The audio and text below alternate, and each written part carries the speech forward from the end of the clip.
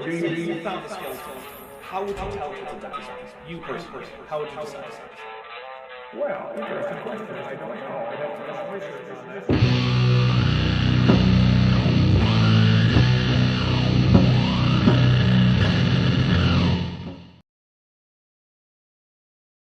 Hey everybody, Dapper Dinosaur here.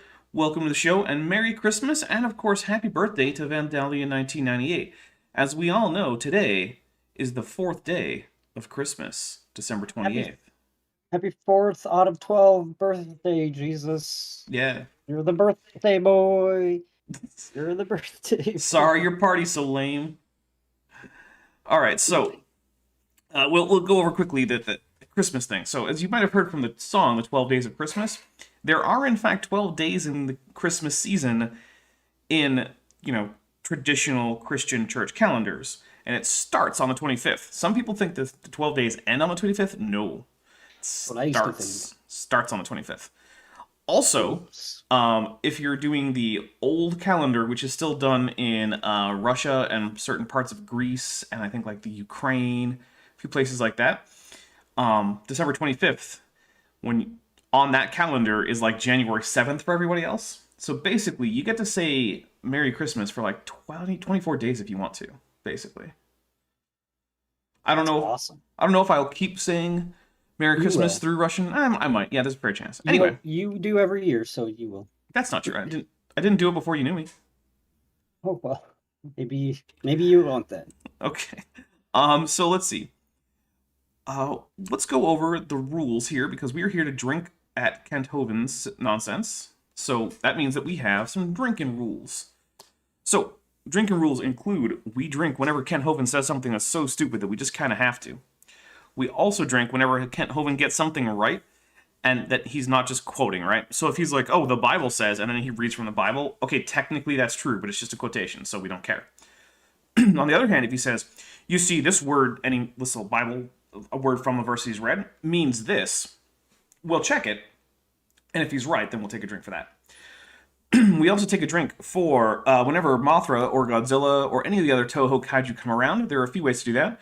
One is with a sound notification, which may or may not be coming. Another one is with super chats. So if you are one of my channel members, you can super chat a Godzilla, King Ghidorah, or Mothra emoji. We'll take a drink for that. We'll also take a drink for any super chat that has any version of AIG or dicks, because they are. They like to go around copyright claiming stuff for no reason. Well, I know the reason. It's because, as Cindy Lincoln, Kent Hovind's ex, said, they're cowards. And that's coming from another creationist. So, yeah. Let's see. We also drink for whenever Kent Hovind's jokes don't land. We drink for whenever Kent Hovind tells a story that we're pretty sure didn't happen because it's just one of his shower thoughts that he's turned into a memory. And also, we drink whenever he goes full Godwin's Law. So if he mentions the National Socialist German Workers' Party, or its leader, or any of the atrocities that that particular political party engaged in, take a drink. Does that cover it, Ben? Have I forgotten any? I think you got all of them. Oh, You, also there's mentioned the predictions. shower thought, Yep. prediction. I didn't mention predictions. Okay. Sometimes one of us can call a drink trigger. We say, okay, if he says this, we're going to take a drink. And if he says something approximately like that, we'll take a drink. Now, bear in mind, I haven't seen this before. Neither has Bent Hovind here. So, I watched this twice, not in a million years. Yeah, no, there's no... Once I finally go through every single last creation science evangelism quote-unquote college class, I don't even know. Like, is it time to retire Kent with Bent? That's going to be in years, but like... There's going to be so much content. That's true. We can always read his books. Okay, with that horrifying thought... There could be so much content forever. With that horrifying thought of reading a Kent Hovind authored book...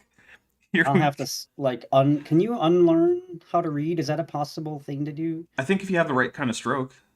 Alright, well, I'll work on that. Okay, have a lot of salt. Just start eating tablespoons of salt. Yeah, it's not worth it. No, it's not. Alright, here we go. Some people have argued, well, that's when color television became popular. Okay, well, you want to blame color TV for this? I suppose you can, but I don't.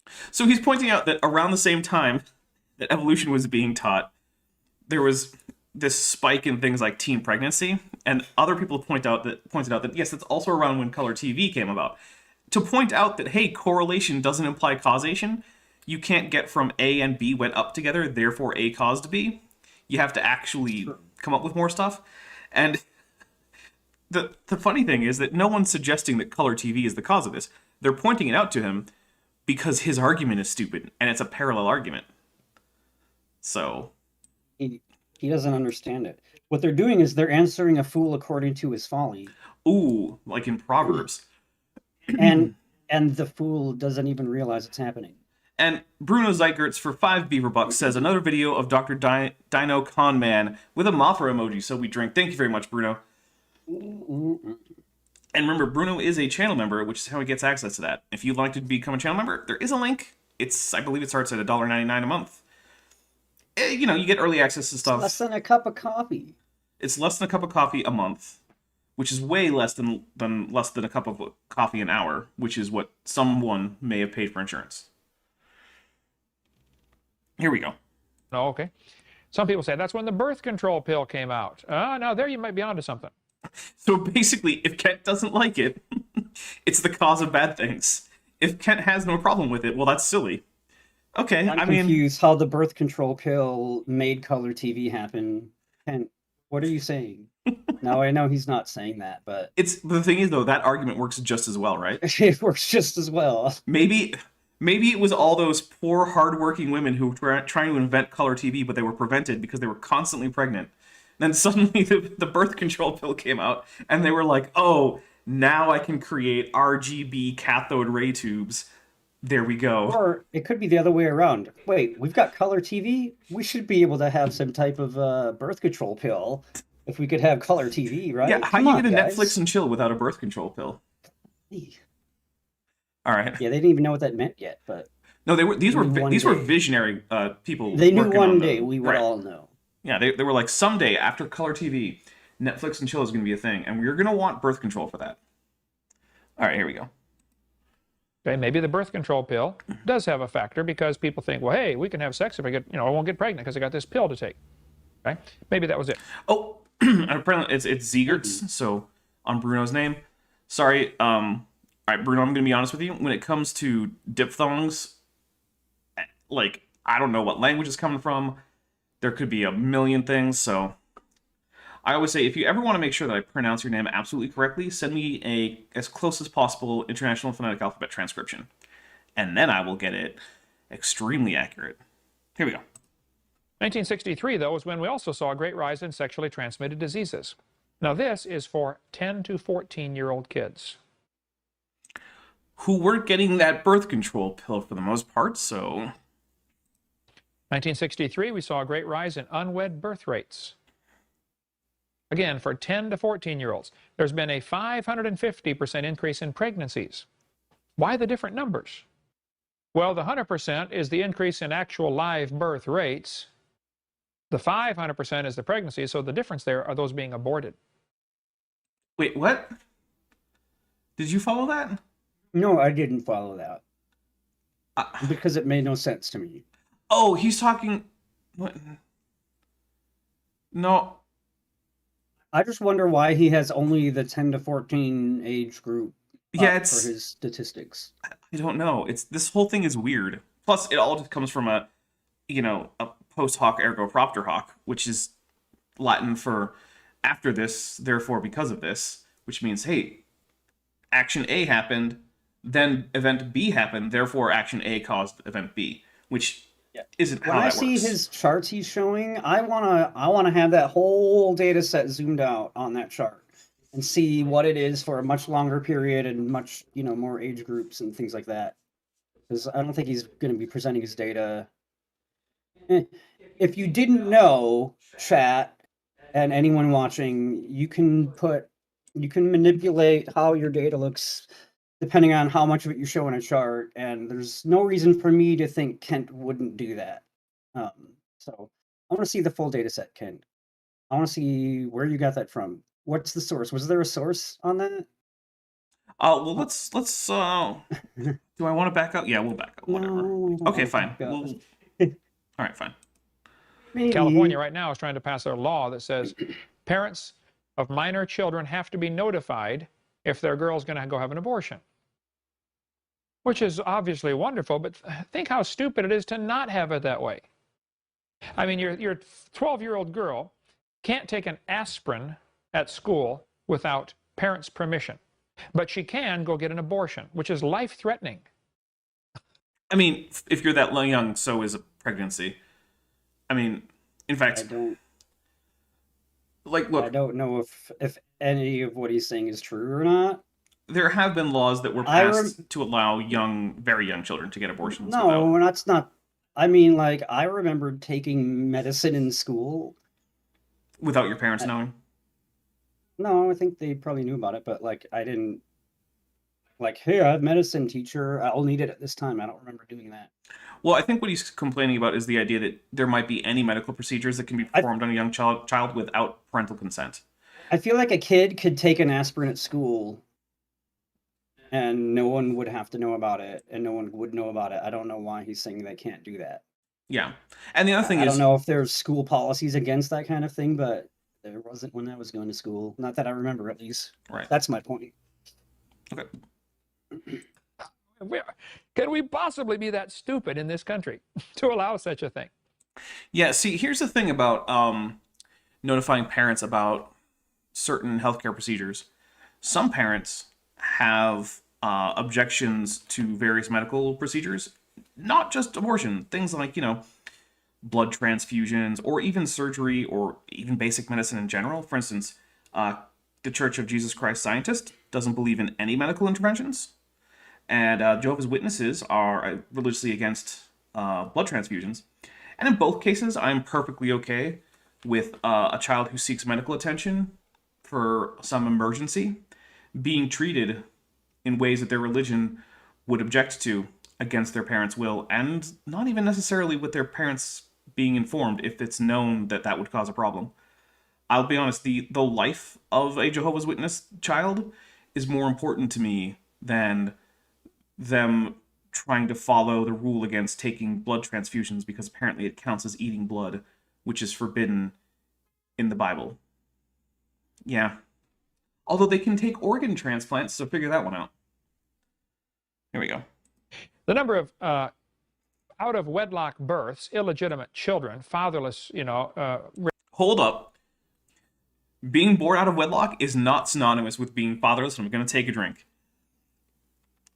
Look, lots of people end up having a kid be the catalyst for getting married, and then many of those people end up staying married to raise their kids. Or even because, they're happily married. Imagine that. But the other thing is, out of wedlock children also includes things like, oh, we're engaged, and what do you know? My fiance got pregnant, and she had the baby a few days beforehand.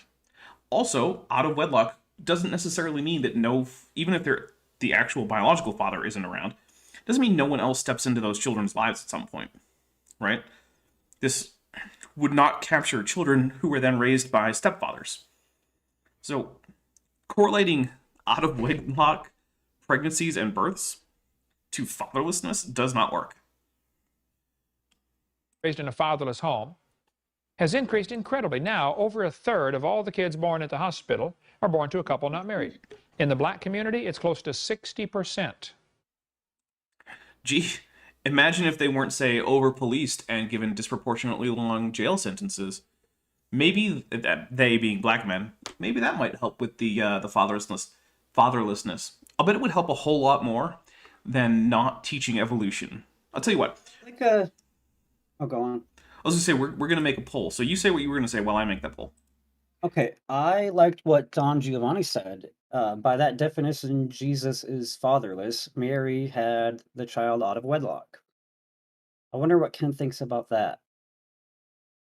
I wonder what Ken Hovind would have to say. Could he put a little footnote on his chart? It's okay. That's an exception. That's fine. I don't know. All right, what's your poll about?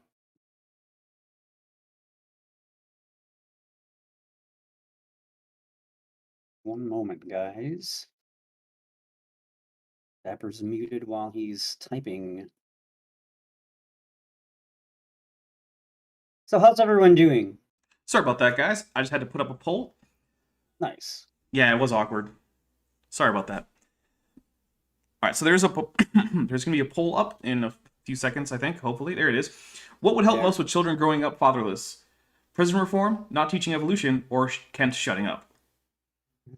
Leave your votes. 60% of the kids were born in the hospital and the parents aren't married. Which, again, not the same thing as fatherlessness, but okay. Well, you say, big deal. Oh, it is a big deal.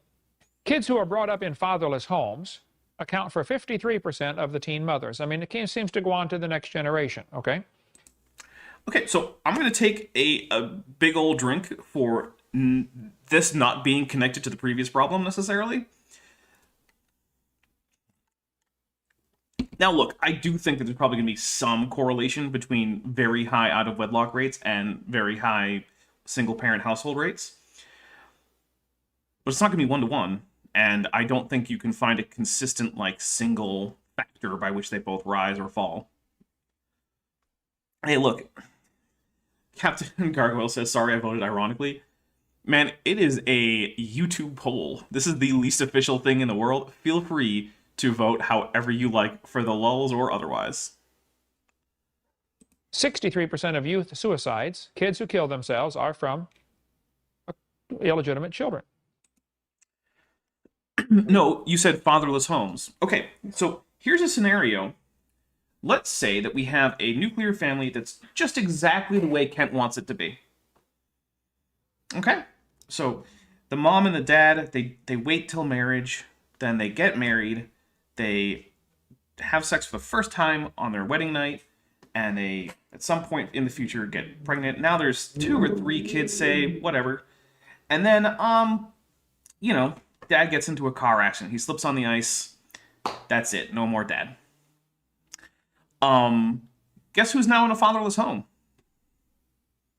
Those children. Yeah. Guess who What wasn't about- born out of wedlock? Yeah, those children. What about when, for whatever reason, a man and a woman are together, they just haven't been married yet, but they have kids and they're living together in homes where the father is still there? Yep. Now we have If the they're out of opposite. wedlock? It's the opposite. Now we have the one where they're not in a father's home, but they do count almost as like- being out of wedlock. Yeah, it's almost like those aren't the same thing. Yeah.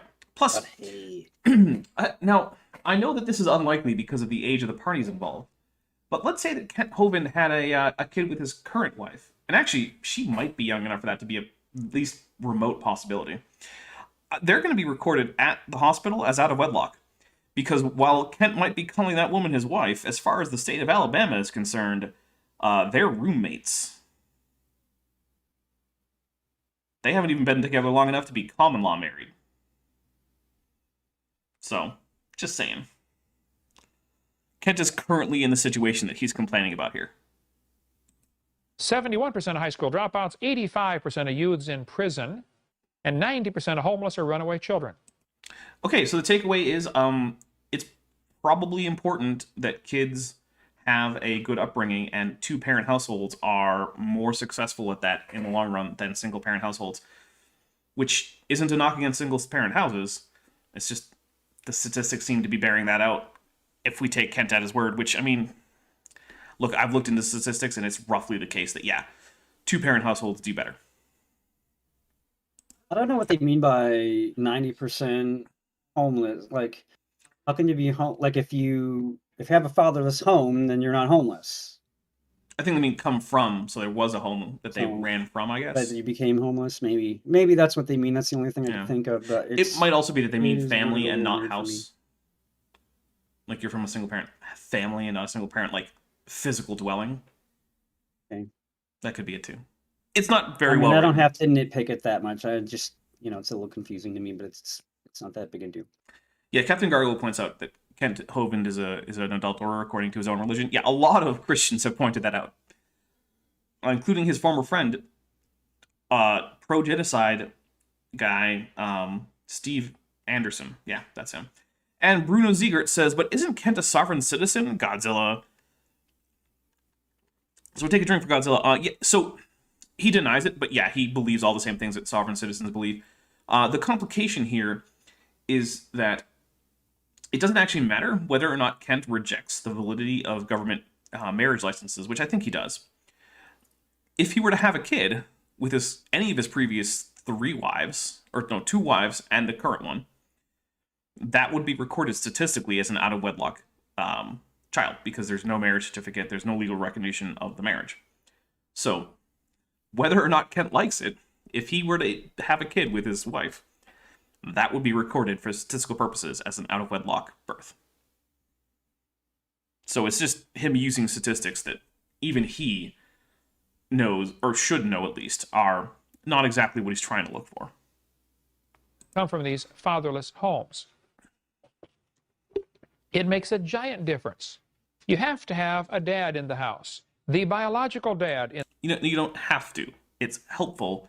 And I actually don't have any good statistics saying that the biological father makes a better caretaker than an adoptive or stepfather, or even just, a second woman in addition to the biological mother. Like, I've never actually seen any good statistics that indicated there was some significant difference. So, In the house. Now, kids that are raised without their biological mother and father can still turn out and serve God in incredible ways, okay? But the odds are against it. See, God says... All right, I'm going to say that he's basically saying that, hey, even if you grew up in a broken home or in some way suboptimal, that doesn't mean that you can't turn out okay and there's nothing wrong with you. So I'm going to take a drink for that charitable interpretation of what Kent just said, because my charitable interpretation is correct. It sounded pretty condescending to me the way he said it. Oh, yeah. I'm not going to drink because of that. I could be misinterpreting it. I'm feeling nice today. But, well... I know. Spread that Christmas cheer, I guess. Exactly. It's on a pretty... Christmas. I'm not gonna argue that it was. I just think maybe it was, and so... Yeah, that's fair. Yeah. He will become the father to the fatherless. That's a powerful verse. I know many kids that were orphaned or whatever, or dad left the family or whatever. They claim that as their verse. God, I didn't have a father, and I want... So he does know that there are circumstances where you could be born in wedlock and end up fatherless, because he just named a couple. Okay. Just wanted to point that out there. You to be my father. I'll become the father to the fatherless. Now, I had an awesome father who really took us kids seriously and taught us everything, okay? Caleb Scherstad for $5 says, Vegeta, what does the scouter say about AIG's swinging cedar level? It's over 9,000. All right, take a drink. And yes, AIG does have a swinging cedar level of over 9,000.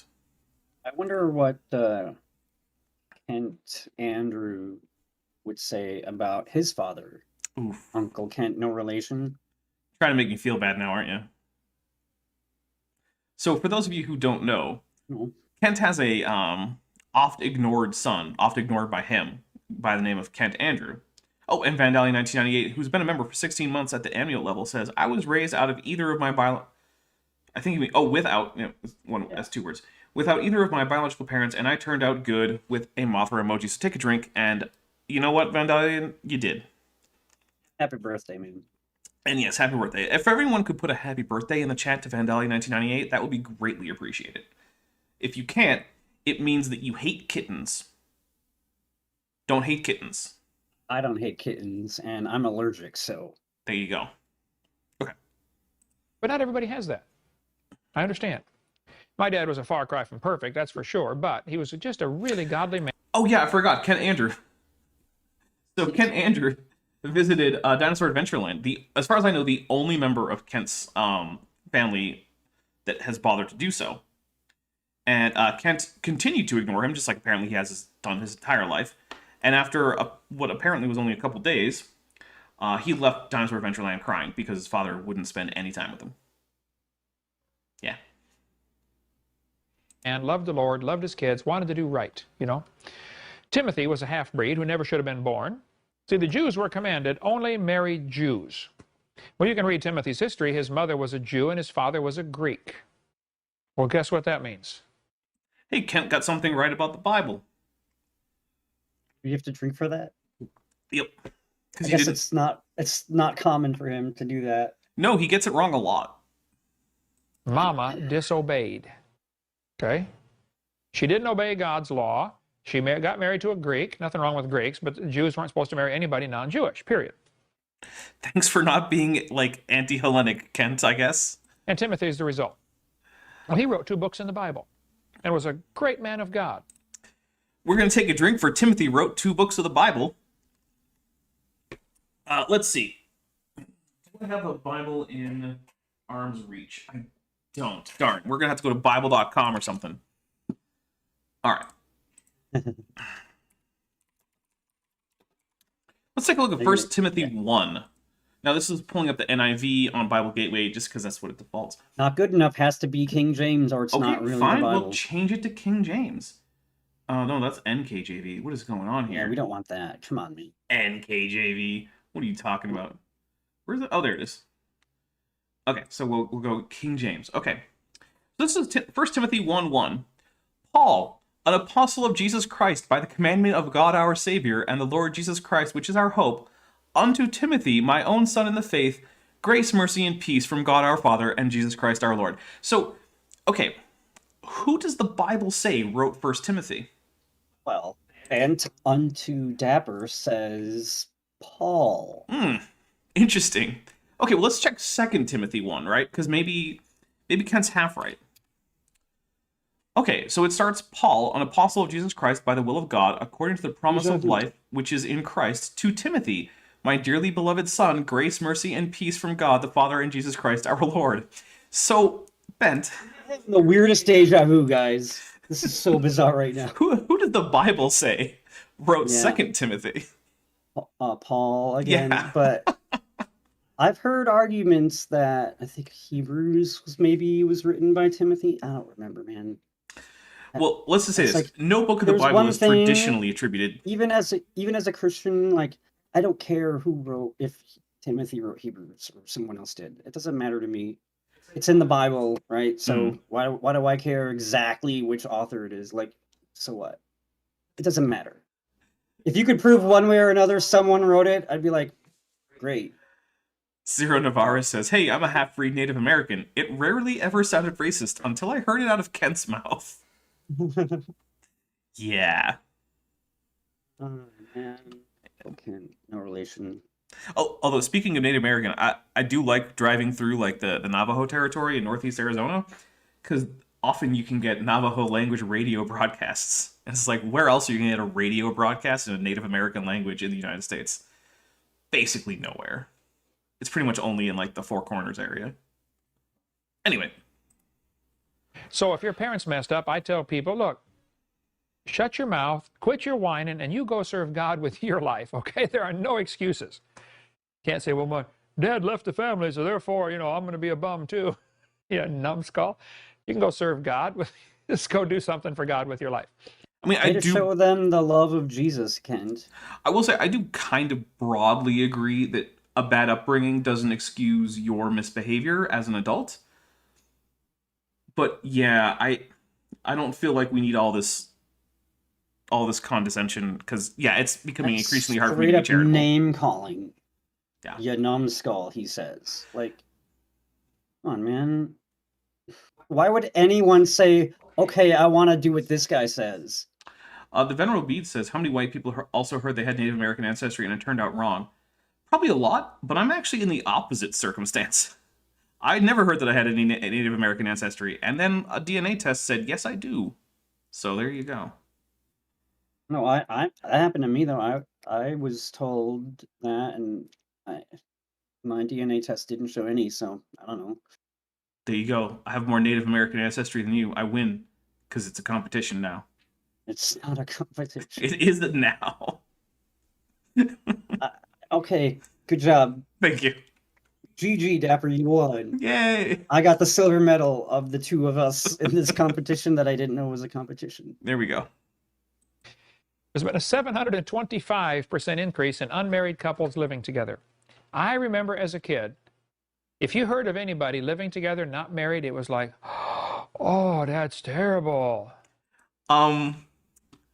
This is kind of ironic because I feel like right now, how would I describe Kent Hovind's current living circumstances? Very similar to what did he say when he was a kid? Would have been in shock, basically, about it. I wonder what young Kent would think of current Kent.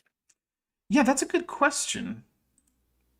Yeah, because if I remember correctly, Kent is currently living in what they call sin with his new wife, his new alleged wife, Sandra, who they're not married in any way that anyone is recognizing except for Kent. Anyway, Vandalia 1998 says for $5, if you think about it, Jesus was kind of a half-breed human mother and godfather.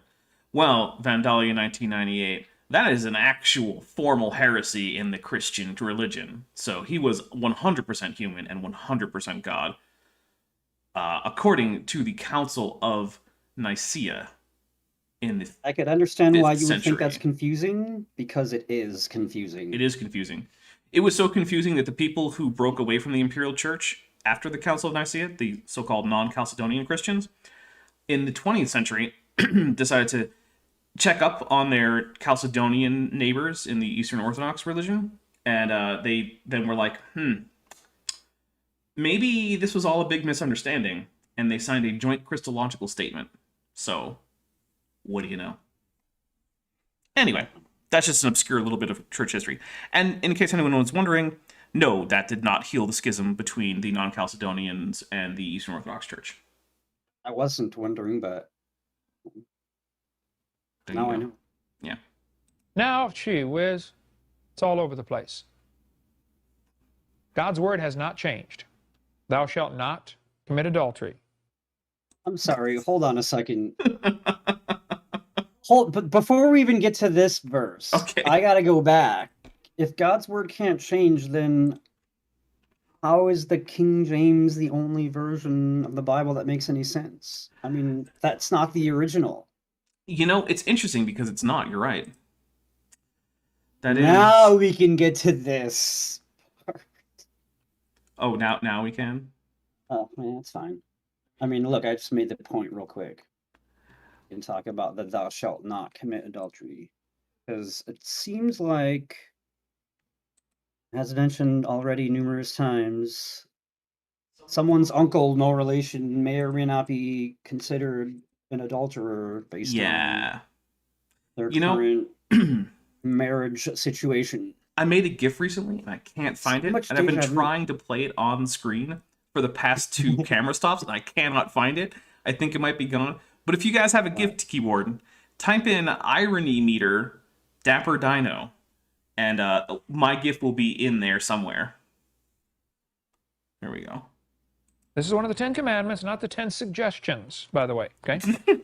He said, I'm just going to drink for all the irony. God will judge. God. Okay, Kent. See, just like the taking of human life. Remember that time where in the Bible Jesus said that whoever divorces his wife for any reason other than breaking the marital vows, and then causes his wife to be an adulterer, and if anyone, then in that situation, either of them go and marry again, they're committing adultery. I seem to remember that being a thing. I do remember that. It's in there somewhere. I can't remember where. Yeah. That's the New Testament. Look, if you want to have it could be the old. I don't know. If you want to have a relatively relaxed view on that, as to what constitutes, breaking the marital vows, okay. But Kent's been a pretty strong literalist, so it is very serious. I feel like the Bible does say that. If you're gonna be someone who's like, the Bible says this, you have to do this, or else, and then you're breaking that very same thing. That's like the epitome of hypocrisy, right? Yeah.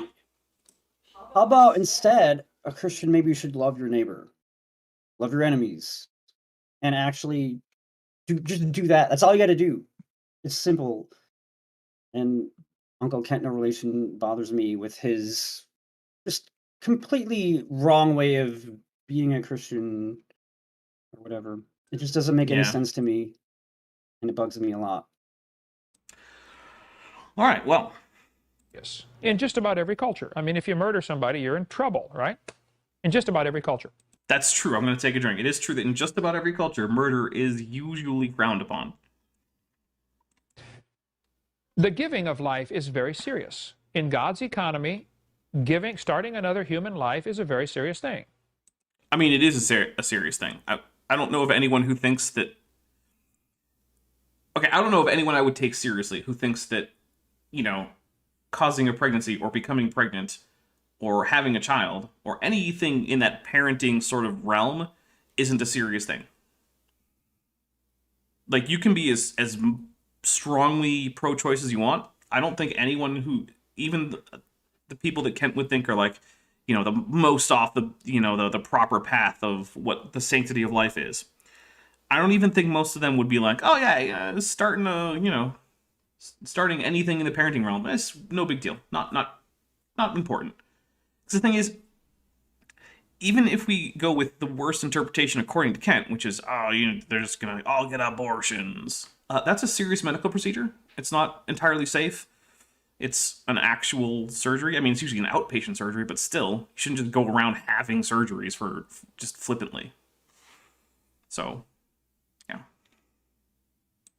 It's like if I handed, you know, a 10-year-old kid a M16 and said, here, kid, I want you to carry this for me. It's loaded, ready to fire. I would say, now, here's the rules. Don't point it at anybody, okay, unless you intend to kill them. Okay, I'm going to go ahead and predict that the M16 is here a metaphor for a penis. Oh my god. I'm just saying, I think that's the metaphor we're going for. So if it is, we're going to take a drink. Or genitals in general. I think that's the... I'm thinking more likely penis, but if it's like just, you know, reproductive organs generally, Yeah. I'm going to count it. Okay? In the Marines, I'm sure you got that. Don't point at them unless you're going to shoot them or intend to kill them. Yeah, that's just number one rule of how guns are supposed to be used. If you want to point it at something, you better be ready to kill that thing. Well, God gave us the ability to produce eternal souls. I mean, sex is not just a recreational sport. I mean, it's incredibly powerfully important. It's not just as a bonding agent for a family. That's the problem with these guys sleeping with everybody else. They're not going to have any bonding with their wife. They're not going to have a good wife. Not going to have a good marriage. Their wife can't trust them. I don't know if that counts, but I'm also not sure, like, wait.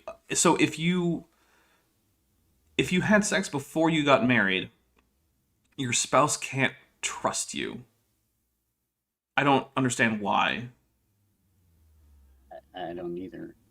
I'm pretty sure that Kent had sex before he married at least his second wife, and third, and fourth, right? Yeah. So I don't understand how you can, like, remarry based on that line of thinking, Kent. It's so strict, but you're breaking your own strictness of how you interpret it. Yeah, it's always fun when you take the hard line stance and then that comes back to bite you in the ass. No, I'm not actually related to Uncle Kent. No relation. Other than through genetic relationships that all humans have, right? Somewhere back there we'll have a common ancestor, just like you and everyone else. Unfortunately, I'm sorry to say, yes, we all have a common ancestor with Uncle Kent. Yeah. They can't trust themselves. So I don't understand the people, you know, that sleep around with everybody else. I didn't do that, and I don't understand those that do.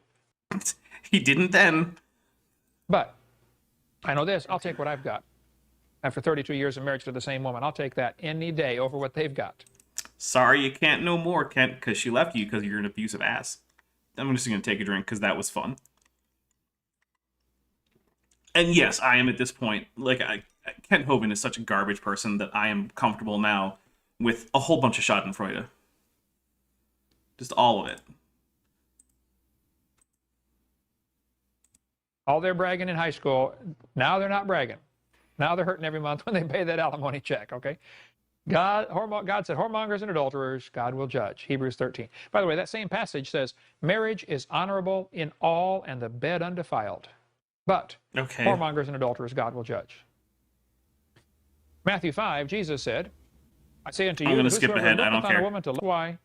It's important how you dress. Oh, I can't skip. God designed the system pretty simple. Uh-oh. The man looks at the woman's body, gets excited, I and think that the causes the video whole process of crashed. starting making children. Okay, that's the way. So now it we just have to works. listen to it works this that way until in all it the animal restarts. kingdom too. So Yeah. if you're not in business, don't advertise. All right. Yep. And I don't know. Here we are in That's it, Pensacola. crashing. You know, you go down to the beach and it's bear season all year long out there. Boo. Oh, that's not good. Yeah, so now I have to restart that file, which is just wonderful. Yay! Oh no, that's the wrong video player. Ooh. My computer hated this so much Just don't listen to Hollywood. They don't have a that clue. it itself ruined it. Okay, so there we go. That's Computer, back. like several around the world these days, is alive. It's becoming aware and it's trying to communicate with you, saying, "Dear God, please stop tormenting me with this Kent Hovind video." I mean, yeah, it is. Sorry, computer. We got a show to do. There's only so much I can do. Sorry. All right. Let's see. It said something with my keyboard. No, my keyboard's fine. Edgelord 420 says my keyboard is F. No, it's okay. It's not my keyboard's fault. But what happened, once you start teaching kids in the early 60s, hey, we're just an animal, we evolved from an animal, well, what do you expect? Now, there may be several other I am things not sure that involved we're in at this the great correct rise. timestamp. We are not. Aw, We're crap. We're way behind. Well, that's not fun. I'm not watching that again. No, I don't blame you. Uh-uh. We're going to skip through until we get to the point. All right, Here that's we go. roughly where we were. Taking of human life is very serious in just about every No. culture. I mean, if you murder somebody, you're in trouble, right? In just about every culture. It's like, here's the rules. Don't point it at anyone just as a bonding agent for a family. That's the problem with these souls. Okay, that's where we were. I mean, sex is not just a recreational sport. I mean, it's incredibly powerfully important. It's not just as a bonding agent for a family. That's the problem with these guys sleeping with everybody else. They're not going to have any bonding with their wife. They're not going to have a good wife. Not going to have a good marriage. Their wife can't trust we it, dude. did hear that. But I know this. I'll take what I've got. Hey, check, okay? God said, whoremongers and adulterers, God. Not just system, pretty simple. The man looks at the woman's body, gets excited, and that causes the whole process of starting making children. And Kent's I going say to in my describe seminar, look, ladies, like that's libido why to us. it's important how you dress. This will be interesting. Oh, God goodness. designed the system pretty simple. The man looks at the woman's body, gets excited, and that causes the whole process of starting making children, okay? Hey, women, did you know that you're in charge of the actions of men? Just a heads up. Yeah. The only reason that men so ever... It's the women's fault that Kent had multiple wives. Men never break any sexual mores except that they're excited by, you know, those inappropriately dressed women. As long as you can blame the victims. Got it, Kent. Got it. Yeah, I'm taking a drink for how horrible all of this is.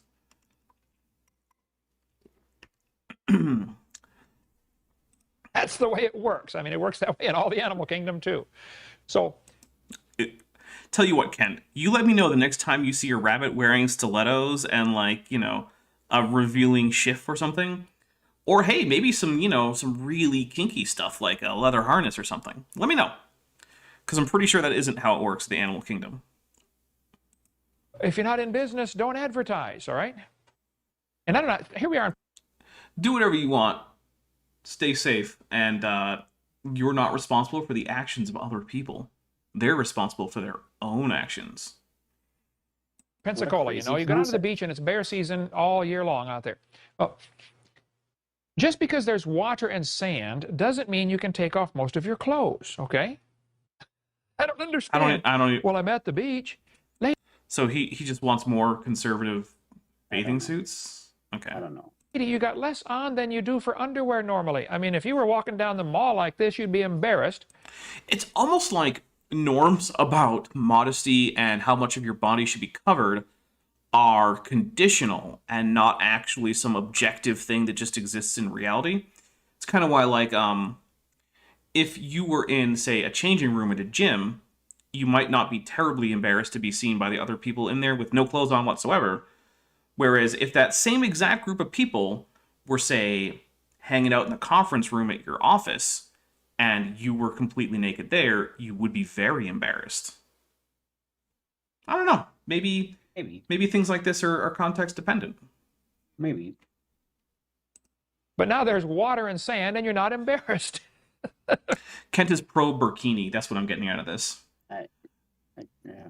Verlian for $5 redo says, was Kent's third wife wearing a wrestling suit for him to body slam her? I doubt it. I mean, I guess I could ask. I'm not going to ask that. She won't understand where that came from. Not going to ask her that. But yeah, as Beach Price, yeah, the burkini. In case anyone doesn't know, the burkini is a burqa-inspired women's swimwear that is essentially, it's very breathable fabric, but it's essentially just a head-to-toe covering. And so you're just going in the water completely covered up. Seems dangerous to me, but I'm not an expert at like water safety or something. Seems awfully uncomfortable, like getting out of the water and like it's just draped on you. Oh yeah, it's gonna be so heavy. And it's really pulling all that heat away from you. Yeah. Are you dumb in any other area? You know. Well, I just want to attract them. Well, you're attracting them all right, but it's not the kind of attention you want. It might be, though. That's the other thing. It might be. And you know what, Kent? You're not in a position to tell people that's not okay. Sorry, but there's sexual attraction between humans like all other animal species, right? There's a reason that peacock feathers can look so big, bright, and beautiful. Vandali 1998 for $2 says, I guess Kent wants to go back to the 1920s swimsuit. Yeah, basically. In case anyone doesn't know, like, the one piece with sleeves and like shorts that go down to your pants was pretty common for men and women in the 20s. Yeah, men had swim tops, and they were pretty conservative in terms of how much of their body they showed. Well, we are in the 20s again, so that's true. Yeah. Okay, but let's bring back roaring 20s. Let's bring back like swing and flappers first before we bring back the swimsuits. Right. Okay. So guys, that's your mission out there. Go get going with some swing, some like classic 20s style like cocktails, like drink it like a Negroni or something, and flappers. So there you go. That's what we're gonna bring back first. And I'll bring the music of the era back, well, more modern. Well, that's what I said, swing, right? So you're on the swing, right? Okay. Now I got it. I'll do it. Ooh, we could also bring back the transatlantic accent. So I'll tell you what, guys. We'll make it a donations goal. If today we can get... No, I don't want to do that. You know what? Just let me know in the comments. Do you want me to do a live show where I have to try to maintain a transatlantic accent the whole time? Because that would require me to research a transatlantic accent. Anyway. And see, those women that attract people with their body, what are they going to do when they don't have a good body? What are they going to do when they're sick? Tubian says swing was 40s. That may well be right, but I don't care. I still want the music back. I don't want to wait 20 years.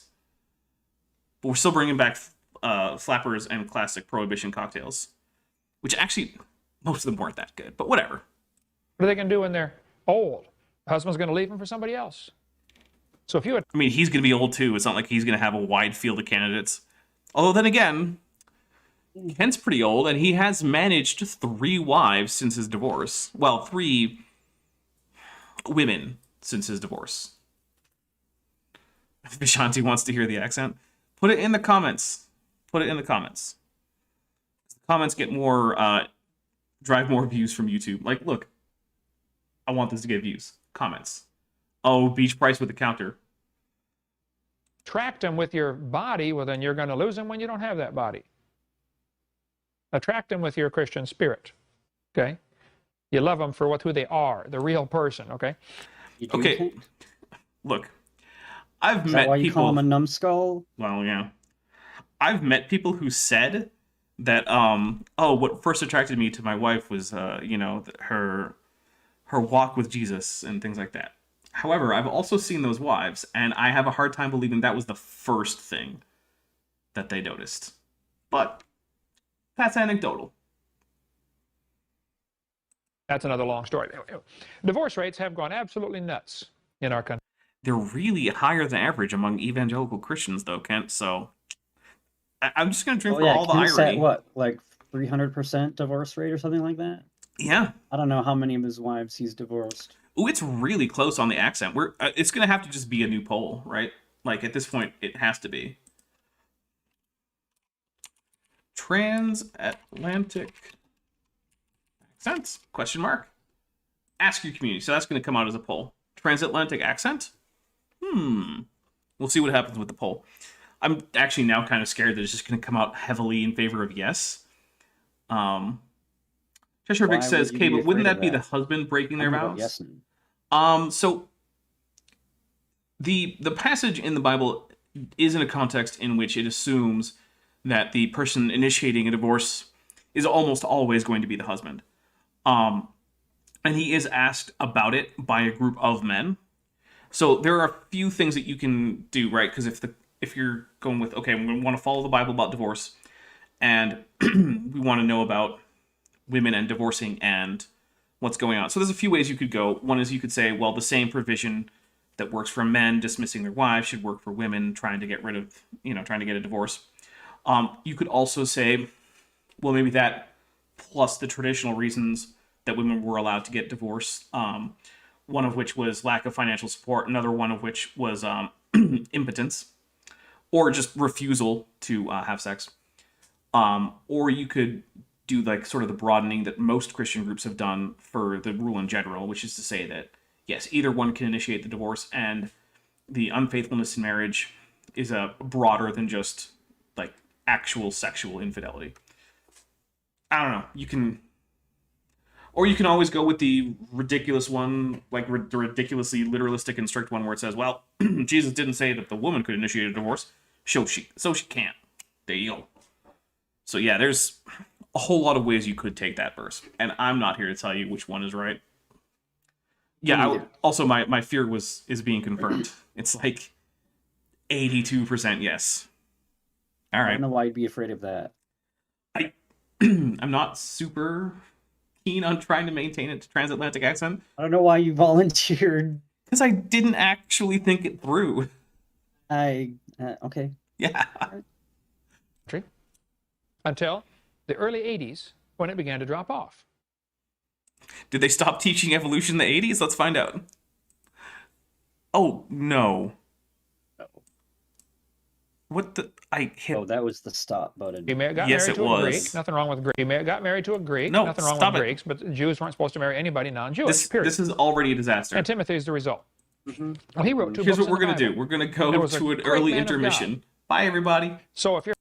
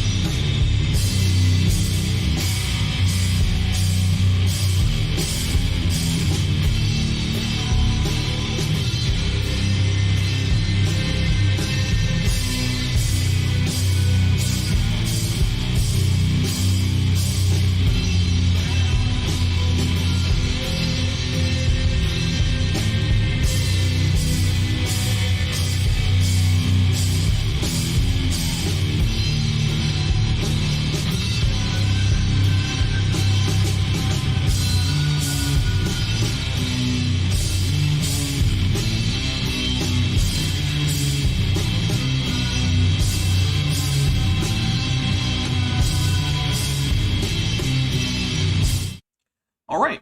We are, well, we're almost back. Ben's a little busy. But you get to see his awesome Christmas sweater, which is great. So we are back, and let's see, when we left off, we were wondering what happened in the 80s. Did they stop teaching evolution? So here's Kent to hopefully tell us what the heck happened. Well, why did it drop off? Good question, Kent. Because they just weren't getting married. Therefore, you don't need a divorce. I want to see the numbers behind that, because here's the thing.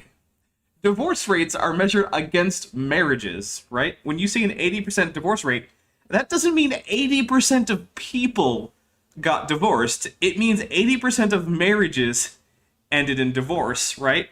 So if the divorce rate drops off, but the marriage rate also declines, it means that while marriages are going down, a smaller percentage of them are ending in divorce.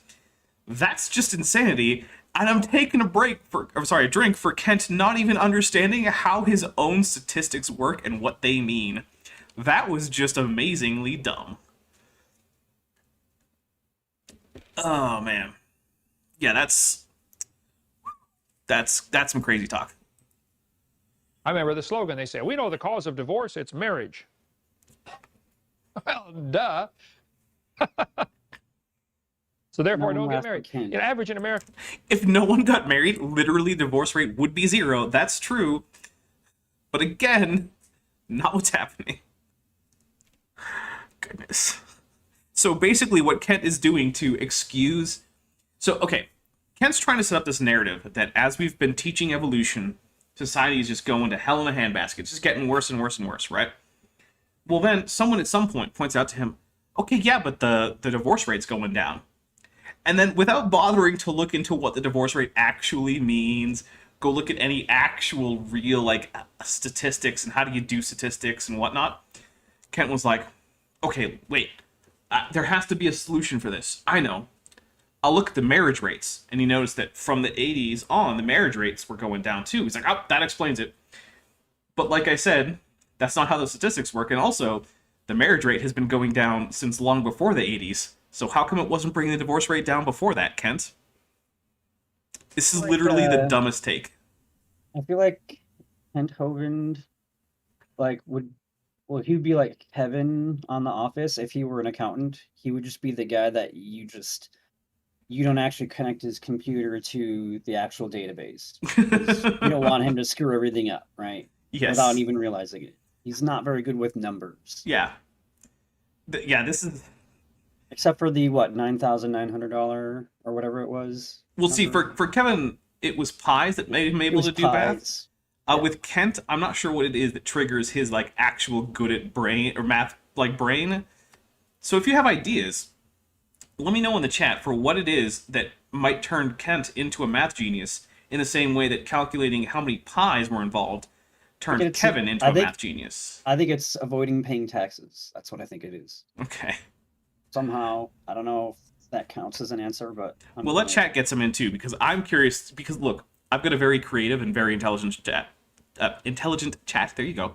So I want to see what they say, because I'll bet it'll be good. Average length of marriages in America now is 7.2 years, as of 1998, a couple years ago. Well, Kent's got that average down. Let's see. Let's try to calculate an average for Kent. So we'll give him 30 years for his first marriage. That's probably not fair. But then his second marriage lasted almost 2. Then his third one lasted about a year. Let's see. So that divided by 3. Oh, wait, no. I had to remember the parentheses. Otherwise, the order of operations will get all messed up. Okay, hey, you know what? Kent is still over that average. He's at 11 years on average for the length of one of his marriages. So... he's still... okay. For now. Oh, W.S. Wordsman says evolution, that's why he hates it. No, if evolution were the thing that turned him into a math genius, he would be better at this. 50% of first marriages end in divorce. 68% of second marriages end in divorce. The grass is not greener on the other side of the fence, guys. It's... Interestingly, now, as far as I know, the first-time divorce rate is below 50%. So, at least in the United States. So if you're getting married for the first time in the United States, you have better than even odds of never divorcing that person that you're marrying. Artificial turf, okay? Or they have a huge water bill.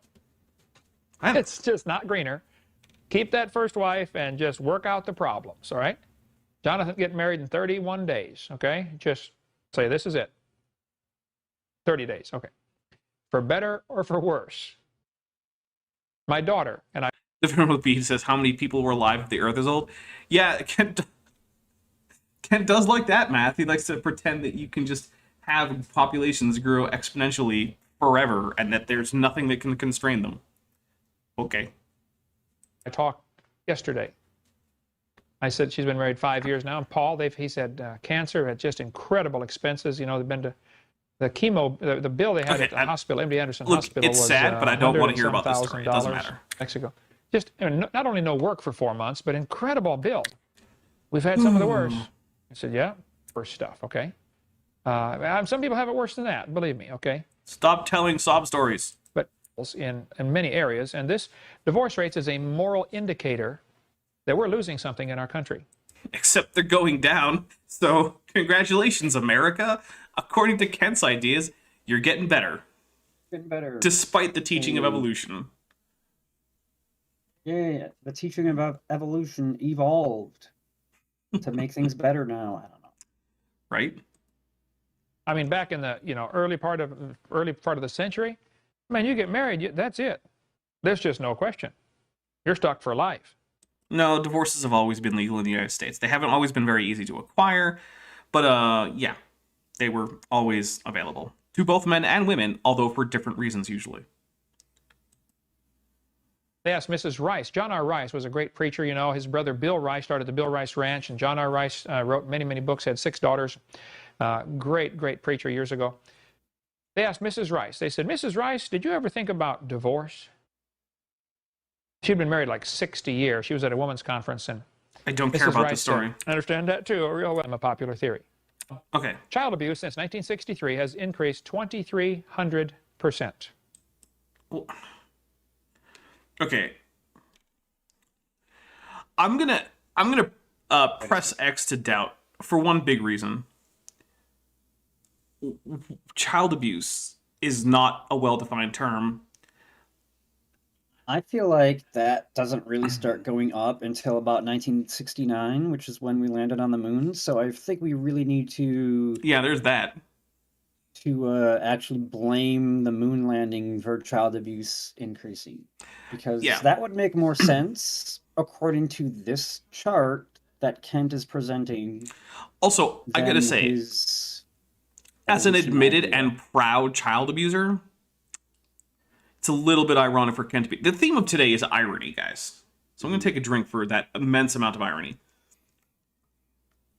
But also, I'm just a little bit skeptical that in the age of things like increased awareness and actual like protocols for school and police about child abuse, and even, a don't spank your kids being the norm here, that... Yeah, I'm going to press exit out on the idea that child abuse is actually just holding roughly steady and slowly climbing since 1990. Yeah, I'm suspicious about this one. Of course, he's also never going to give you like the U.S. total violent crime statistics, because those have been going down since the 80s too. And what is he going to say? There are just fewer people out there to commit crimes? Well, I mean, the population's been growing. Not even his audience is going to be that stupid. Yeah, look, ADP erosions, where's our irony meter when we need it? I'm sorry, I had it. But I think what happened was I might have deleted it to, like, make some room in some folder and something. Because, by the way, until recently, I didn't have a whole lot of hard drive space. So, I will try to see if I still have the .blend file. And if I do, I can re-render it, make it a movie, and add it as a source in OBS, but I cannot do that right now. So, yeah. Everybody, anyone who can get a hold of me outside of YouTube, remind me to try to do that. Since evolution became a popular theory. After all. It's not even a good fit for the correlation that wouldn't have implied causation. Sorry. if kids are just animals and parents are just animals, and the animal kingdom, I mean, sometimes, animals abuse their children or kill them. Yeah, and sometimes they don't, just like humans. Okay. Sometimes Hamsters. other animals let other human animals drown in their lake and don't care about it. I mean, it happened Yeah. too. The daddy hamster, I used to raise hamsters, man. You get the dad in there by mistake, he'll eat the babies. His own babies, he'll eat them. Okay. That's great. So, I wonder grizzly if he bears, knows they'll what kill- sharks do when they're in utero, Right? They eat their or siblings. if that's the correct term. I don't know. Yeah, it's in Yeah, utero. they'll eat each other Yeah. until there's one left, and that's the strongest one, and that's the shark that gets to be born. So the thing here is like, okay, let's say evolution is true, which, I mean, obviously it is, and humans are animals, which they are, no matter whether or not creationism or evolution is true. Right, because I'm not a plant. Right. Right? You're not a fungus, I'm pretty yeah. sure of an animal. Wait, have you checked to see if you're a bacterium? I have not. Yes, I have. Yes, I have actually. Right, because you looked at Looked some at of your own my cells skin under a cells in the microscope. microscope, yeah. Yeah. And they look like normal, healthy squamous cells that would come from my forehead, There you go. which is where I scraped them from and put on the slide. Doesn't matter. That makes sense. So, yeah, but here's the thing about animals, right? They don't all behave the same. So saying, oh, behave like an animal doesn't mean anything. Because that could be anything from like, okay, I'm going to behave like a coral and just, try to wave my tentacles to make food enter my mouth, which I will then vomit out of it after I'm mostly done digesting it. To all the way to say, hey, I'm going to act like a tiger and stalk naked through the jungle trying to catch things with my fearsome teeth and claws. Or all the way to say, just acting like a human, not abusing your kids, being a decent guy, because that's a thing that humans do too. Just saying. Evolution doesn't require that all animals act alike, because animal behavior evolves. It requires the animals to live long enough to reproduce. I mean, and that's, reproduce. And when And then not go extinct. Like, that's it. when you're producing as few offspring as humans typically do, killing them is a bad idea. But when it comes to things like hamsters, who can have like a new litter every few months, from an evolutionary standpoint, really doesn't matter that if you lose some. babies, Child abuse has increased. Is there any connection here between teaching them evolution and child abuse? I think there is, okay? Oh, Let's see how really? he justifies it. So Kent must believe strongly in evolution then. Well, there is that. But if he doesn't try to justify it and he just moves on to a new topic, we're taking a drink. Illegal drug use has increased. Taking a drink. We're just on to illegal drug use, which notice is almost the exact same graph with the exact same style. Maybe a little earlier, but really, when we hit the moon, man, that's not the only rocket that got high. All the people did too, right, guys? Increased to 6,000%. Now, maybe that's because there weren't as many illegal drugs to use back then. That certainly could be a factor. Oh yeah, it could be that. But I think it's the moon landing, though.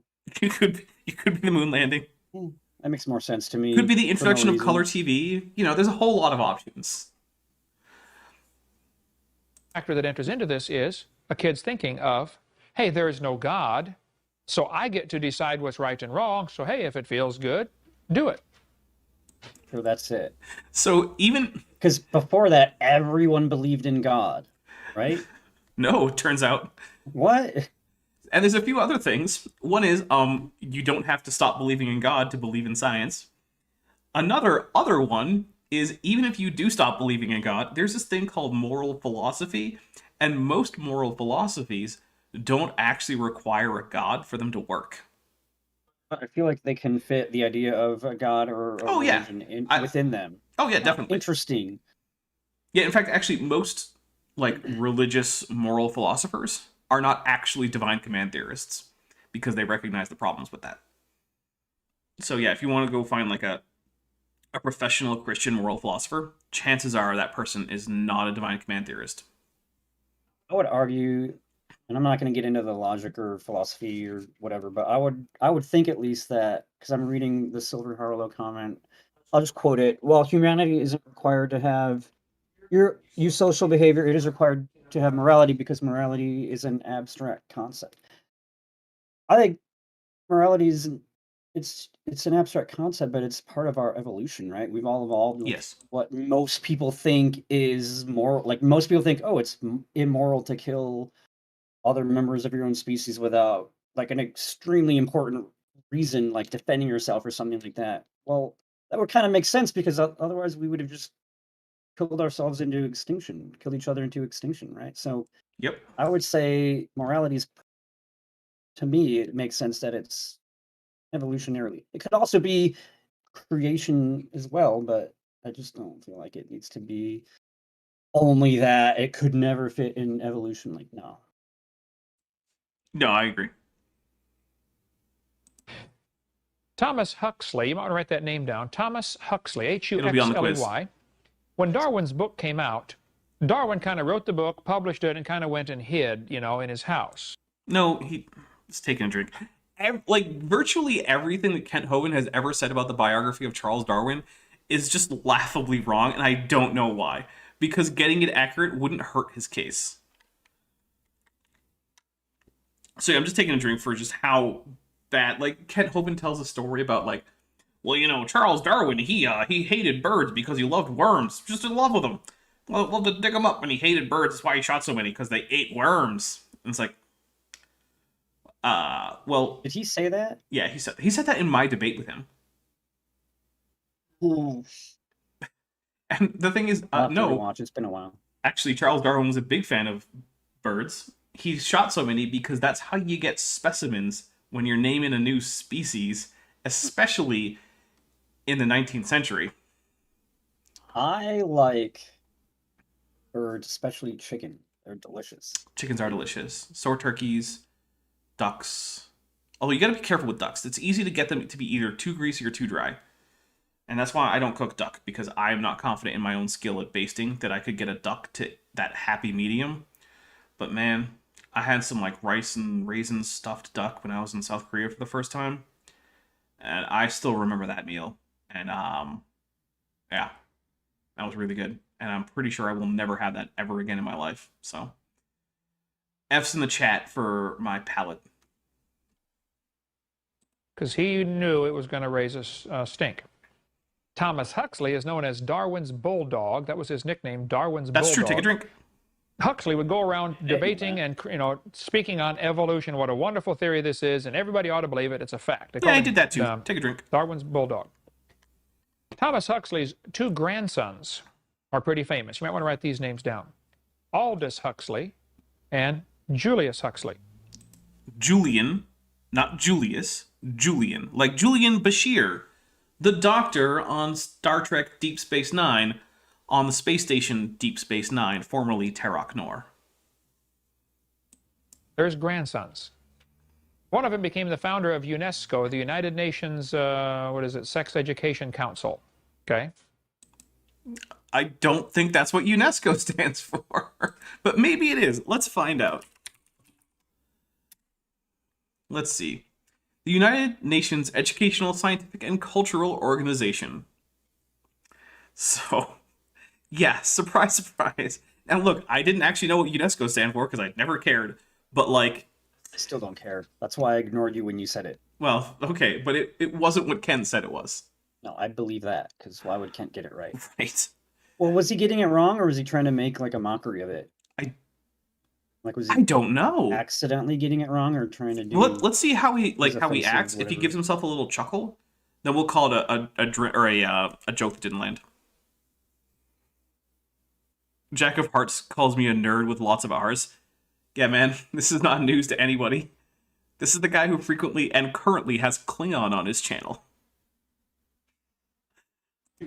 And another one became famous for really starting the whole drug culture in No America. laughing He's the one who intonation. told his students, you should take LSD. This stuff will enlarge your mind. He got his students taking LSD. I don't even care if that's true. Yeah, what? Like, And? look, if your grandchildren, or was it children? It doesn't even matter. If your I never had descendants, LSD. I don't care if you do.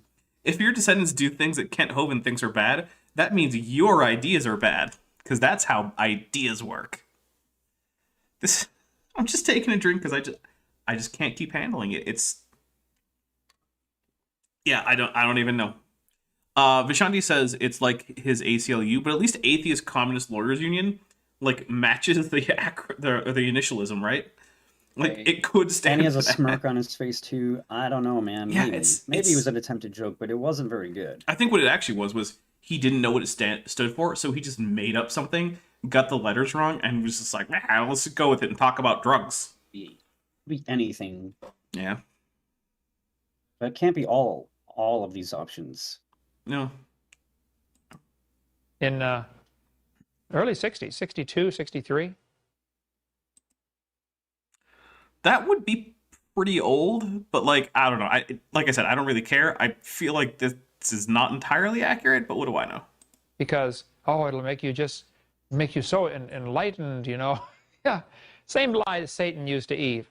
Eve, eat off this tree, and ye shall be as gods. What's the rest of that? What?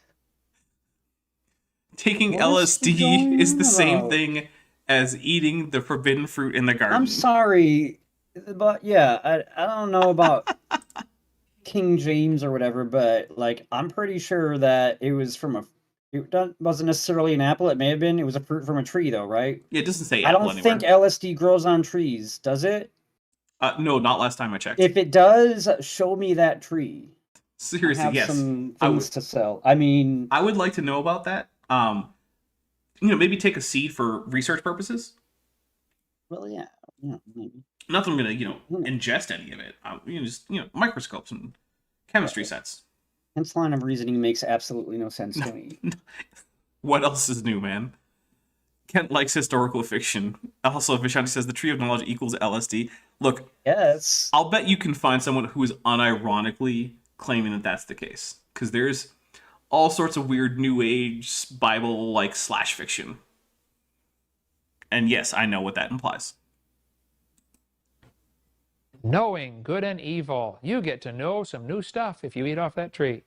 You take these drugs and wow, you get this whole such new a tenuous experience. connection. Well, look what's happened in our country because of this drug culture. What? I asked a police officer a couple weeks ago. Depends on a whole bunch of drugs because that's why he's having all these wives and committing adultery and not paying taxes and going to jail. Could be it. Tell things. Maybe Kent can get a permanent wife if he just lays off the LSD. Maybe. Pennsylvania last week, and he's a police officer in Washington, D.C. Okay. Wait, Metro or Parks or what? What are we talking about here? Doesn't matter. For those of you who might not know, maybe you're not from the U.S. Who controls what in terms of policing power in Washington D.C. in the USA is very complicated. So there's the D.C. Metro Police, then there's the what are they called? There's a separate set of police that police all the national monuments, right? And then there's also other federal things like the Secret Service and whatnot, who also have police powers in certain areas, like the White House. So yeah, who's in charge of policing DC is ridiculously... Oh, it's Capitol Police. That's the one that do the monuments and the Capitol building and the Library of Congress and whatnot. It's Capitol Police. Yeah, so DC Metro does most of the city. Capitol Police do all the official buildings and monuments and whatnot. That's what it is. Said, how many of the crimes that you have to work with are related to drugs or alcohol? He said, oh, man, 90%? I'm going to press exit doubt, but okay. Drugs or alcohol. People just want to, get that biological high, and doesn't matter what it costs. And of course, any drug person will tell you, you take them and you get that high, oh, wow, I feel good, and then next time you got to take a little bit more next time. And pretty soon it's a little more, and pretty soon you can't get enough. Pretty soon you can't get the high, you just got to take the drugs just to not get the low. I mean, look, alcohol is itself a recreational drug, and I'm currently imbibing it. I have not noticed... It's a recreational drug. Well, yeah, caffeine is a recreational drug. Now, and I'm not having any now, but... I also haven't noticed any significant increase in my tolerance to alcohol in, decades. Like, sure, when I was like 20, a few beers and I was, oh, yeah, okay, great. Also, to be frank, I weigh more than when I was in my 20s. So, but other than that, like, yeah, I don't feel like there's this great increase in my tolerance to alcohol, which is... Here's the thing about tolerance. It's true for a lot of things. Not just things you can ingest or inhale or whatever, but it's true for like desensitization and Yeah, it can happen. watching violence in movies and stuff like that. It's true in like how good food tastes. Why do you think kids love candy so much? I mean, your tastes will change. Like all of that is part of life and part of experiencing, Yeah. Things changing over time. Are you gonna want to eat so much chocolate if you've just had so much chocolate? I mean, I would.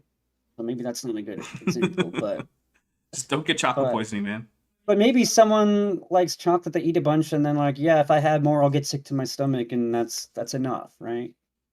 Yeah. Maybe they don't need that much chocolate for a couple months or whatever. Like, who knows, By the way, apparently, yes, got it for the transatlantic accent. So now, after this, I'm going to have to go look up some dialect coaching for the transatlantic accent. Because I'm a freaking idiot. All right. Yeah, my big point here is twofold. One, yes, increased tolerance is a thing that can happen. Two, no, just because you use a drug recreationally doesn't mean you have to keep increasing your dose. There are people who actually use responsibly and keep their tolerance at a relatively low level. That's a thing. How many have ever heard of Teen Challenge? Nikki Cruz and the book Run Baby Run. Okay, who has heard of Teen Challenge? Because when Kent asks his audience a question, I ask you a question. Have you heard of Teen Challenge? Yes or no? There we go. There's another poll. I like that they added the poll functionality. When we started this Kent with Ben thing, they didn't have polls on YouTube. By the way, I'm seeing about 20 people having not hit like on this video. What? Yeah. Must be a bunch of dislikers then. Yeah. If you don't hit like, then you enjoy Kent Hovind unironically without commentary. James Wilkerson. Wilkinson. What's his name? Who cares, Kent? David Wilkerson. Yeah, I read all those books as a kid. Great story about, the drugs were just so popular and just destroyed lives. A lot of these drugs were Yeah, drugs can destroy your life. If you can't use them in moderation, don't use them at all. There you go. Developed, by the way, in the 50s and 60s to be used as biological warfare against the enemy, or to get soldiers that could go 24 hours a day. Give them drugs, they could be super soldiers and fight like mad all day long. Adolf Hitler took heroin. Wait, did I drop an F-bomb? W.S. Wordsman says that I did. I don't remember that. I believe it was, on a regular basis. Or speed. Hitler would say, before the doctor could get the needle out of the arm, I felt a surge of energy. And Hitler just worked, Godwin's law. Relentlessly. I mean, none of his staff could keep up with him. The book. If you guys learn evolution, you'll become a druggie like Hitler. That's apparently the argument we're going to go with. Guys, drugs lead to genocide. Just that's how it goes. I just want to find this LSD tree. You start with a little bit of marijuana, you inject one marijuana, and suddenly you're, off to get rid of all the Jews. You gotta have that's how apparently drugs work. I'm so getting a community guideline strike for this. Damn it. Oh well. It's too late now. I just read a few weeks ago called The Pink Swastika. We ordered a case to put in the library here. Is about how Hitler's SS troops were 90% gay, queer, homosexual. Wait, they were gay and queer and homosexual? I'm just taking a drink. Things. No, they were not. There's no reason to think that. Most of them were, actually married. And yeah, I know beards, sure, whatever. But, it turns out most guys that are married to women, they're actually, not gay. Yeah, they actually like women. Yeah, they're actually like women. Yeah, turns out most of them. Not all, but most. Emotionally mimetic psychopath says, "Who injects marijuana?" Yes, that is the joke. 90%. I read lots about Hitler and the Holocaust. Okay, I read lots. You do. Of course you just do, said you Kent. ordered a case of pink swastikas, did you not? I just... Did he not say that he ordered a case of pink? I'm sorry, I know the word okay, the probably part shouldn't be said, but the part that bugs me the most is like, now, you know, those Nazis, they were bad, but it would be even worse if they were gay. So I'm going to order a book that says they were. And I'm just like, I cannot possibly get my head inside that mindset that, you know, what would make the Nazis look worse is if they were gay. Like, let's ignore the fact that, you know, homosexuals were part of the Holocaust. They were actually killed in the Holocaust. mm-hmm. I mean, For being homosexual. yeah, that was the thing. Like that's the only reason why for some of them. Yeah. Yeah. Okay. I've been over there a couple times. I just love reading about Hitler. Watch every movie I can find on Hitler and the Holocaust because I think it ties directly into evolution. And we'll get into more of that later. But I wondered, how can these people be so cruel? I mean, it's one thing to think, I'm a superior race and you're an inferior. I'm sorry. I just don't know why Uncle Kent, no relation, says the things he says. I don't either, man. It's just like, I've missed the last 2 or 3 sentences because I can't get past what he was just saying about. Well, one of the things is, he just said, I can't figure out how these people are so cruel. And if he says they're cruel because they were gay, I don't know. I might actually use up our F-bomb. We are 3/4 of the way through the show, so. And yeah, Silver Harlow points out, for suspicion of being homosexual. Yeah, there's that too. Right? Yeah, it's not like they were like tracking your sex habits day to day. I'm going to kill you, bang. But it wasn't like that. They were just cruel, beyond reason. I mean, if technically that's true. I'll take a drink. Don't be cruel to it. You know, don't pluck one feather at a time. Go ahead and kill it, and then pluck the feathers and eat the thing. Or cook it and eat it. So look, I do say that if you're going to eat meat, you should try to get humanely raised and slaughtered animals. I know that that's extremely hard to do in many areas of the world, including the area that I live in. So I get it.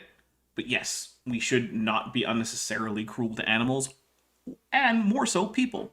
But it's interesting how now Kent is willing to say, hey, we shouldn't do this to animals, and we shouldn't do it to people, whereas before, there was no reason to ever connect how animals and humans should, you know, act or treat each other.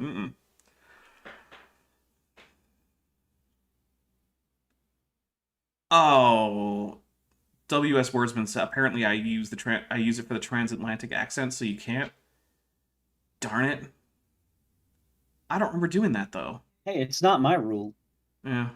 It is my rule. And I mean, I don't think he's lying. Or she's lying. I didn't notice it either, but I could have missed it too. Guys, if you guys noticed, let me know. But when you realize how this ties into not only evolution that Hitler believed and his troops believed, but into homosexuality. Now it's like, wow. Yep. They were meaner because they were together. gay. I'm taking a big old drink. My goodness. Like, normally, when I think of homophobia, it's just judging people as being bad for engaging in the sex life that they have, right? That is what makes them bad. But now we're going with the much worse version of homophobia, where, no. If you're gay, then you're also going to be worse in all the other ways that it's possible to be a human, right? You're going to be meaner, maybe you're going to lie more, I don't know. And that's just like, that's like a whole different level of homophobia. And I mean, that's the kind of thing that would get him kicked off my channel if he were here live. I mean, yeah, this is... Whew. Okay. We'll keep going. See, read Romans chapter 1. They refused to accept God. They didn't want to retain God in their knowledge, so God gave them up. And then it descends right to homosexuality. Romans chapter 1. Just read through that chapter and you'll see it's just a steady line, a direct line, straight from evolution believing and rejecting the Creator into accepting homosexuality. Okay, so now it's... I'm sorry, I've read Romans chapter 1 many times. It doesn't talk about evolution at all. No, it doesn't. So, But now we're going Reddit with does talk about homosexuality, but not. if you're bad, you'll become gay, and evolution is bad. So apparently, if you accept evolution, you're more likely to be gay. I feel like that's not a thing. I feel like anyone who's gay is gay regardless of their stance on evolution. Yeah. And anyone who is straight regardless on their stance on evolution. And anyone who's whatever they are, anything in between or anything else, completely unrelated. Okay, yeah, but then again, look, man, you learned about that germ theory of disease, and I don't know. It just seems like it might make you just a little bit less whatever orientation you were before. Just kind of, push you to experiment a little bit more. Germ theory of disease. That's the real theory to be worried about when it comes to scientific theories affecting your sexuality. The more you know. I feel like I haven't known less in my life.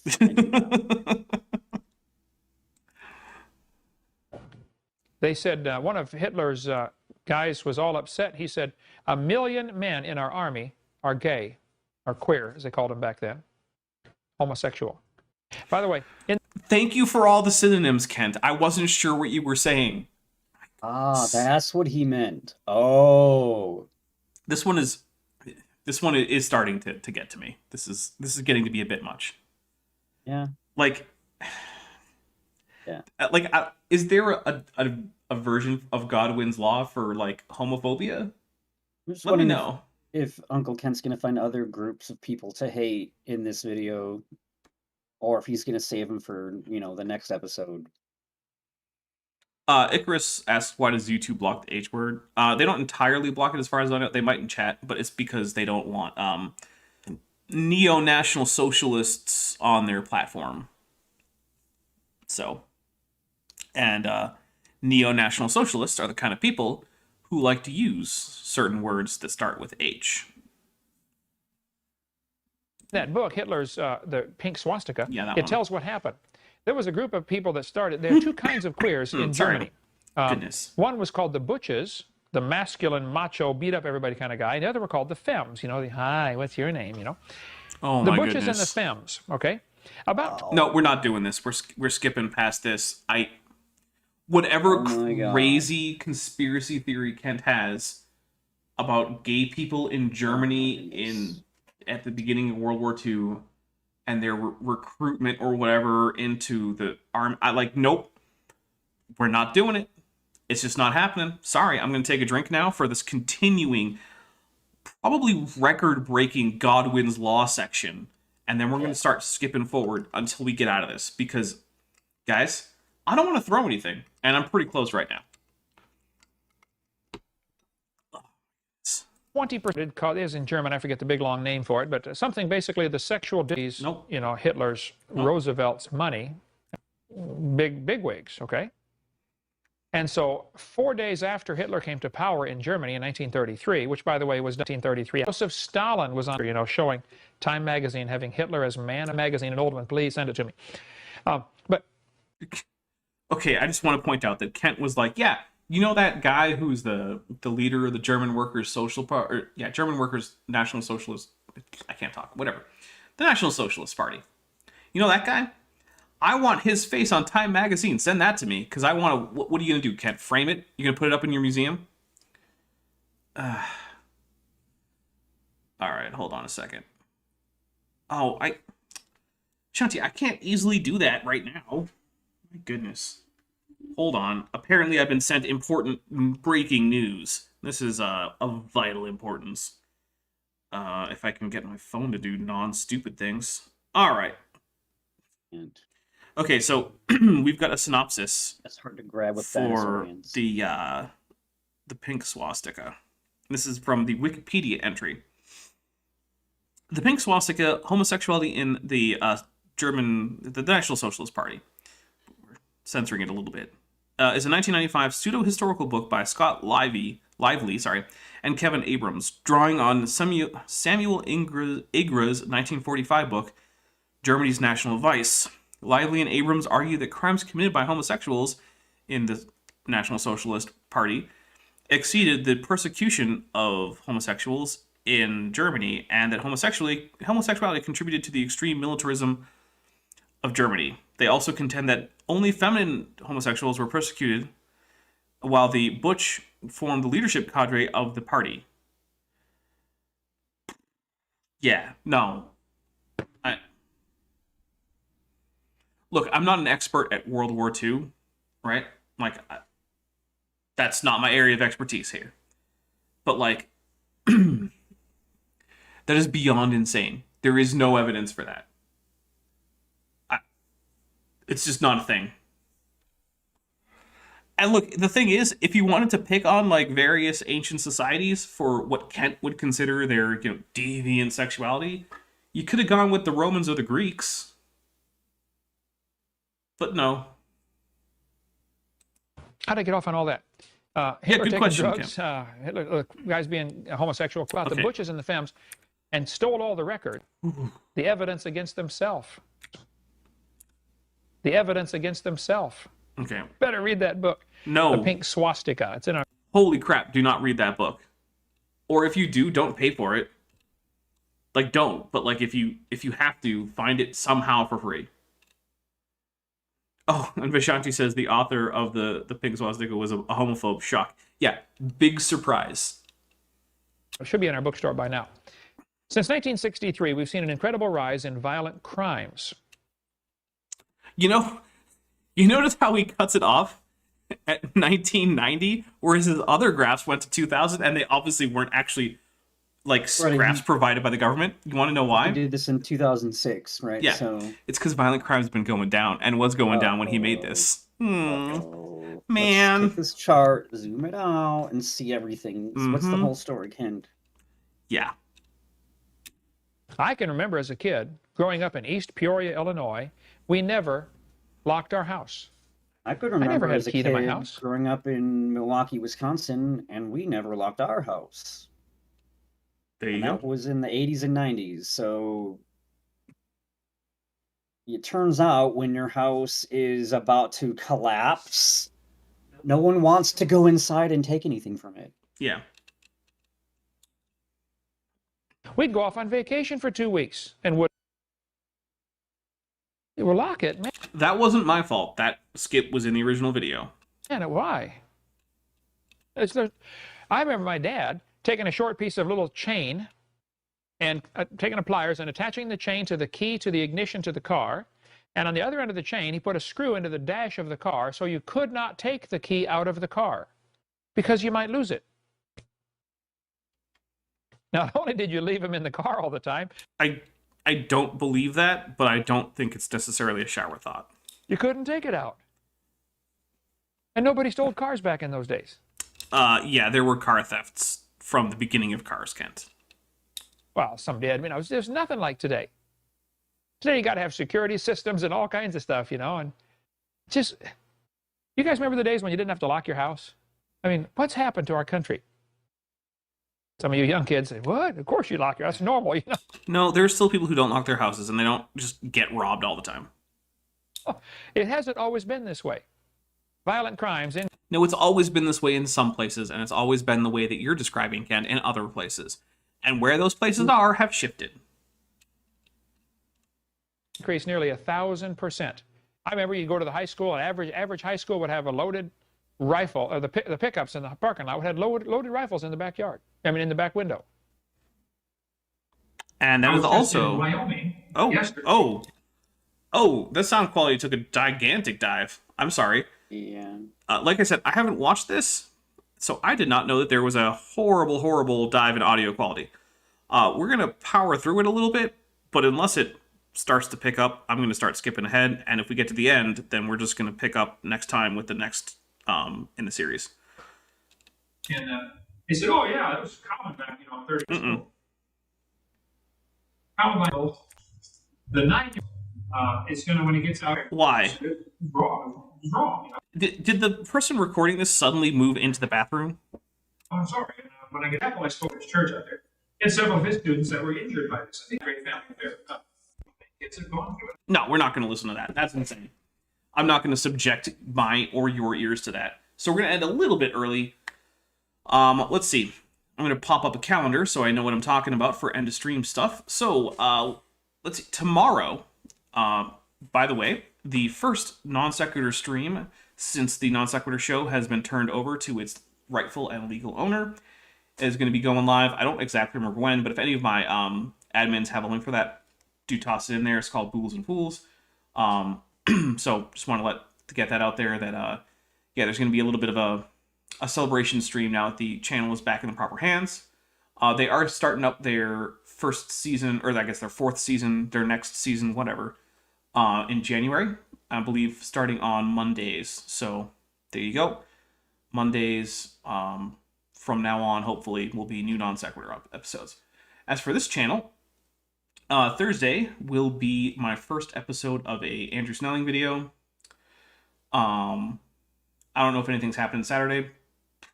Probably, but maybe not. Might have a New Year's stream. I don't know. And yeah, that's basically all I need to announce for the channel. Bence, you have anything that you want to mention? I don't think so. Okay. I can't think of anything. Well, in that case, thank you, everyone. I really appreciate it, and I am so sorry that this video turned into ear murder. I can't listen to that. But yeah, go subscribe to the non sequitur show. With the stuff he was saying, it might be good to not have to hear any more of it. You know. Yeah. I'll say that. Yeah, there's tough to listen to.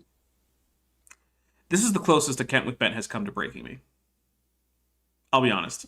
Like, I don't know if I could have not skipped through that without becoming extremely upset. So I'm glad that we skipped it, and we're gonna go on to whatever class 5 is. I guess I'll search for that right after we get out of here. So thank you, everybody. I hope that I will see you Thursday. Bye. I just want to take a moment to thank my channel members and my patrons on Patreon. They really help keep the lights on here, and I want to thank those pledging $20 or above, especially Bob Knob, Bent Hovind, Ian Chen.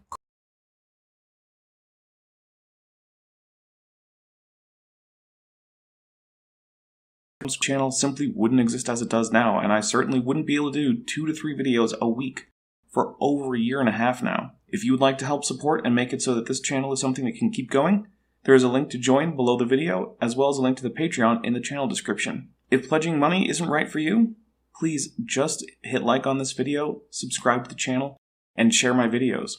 That really helps my channel grow.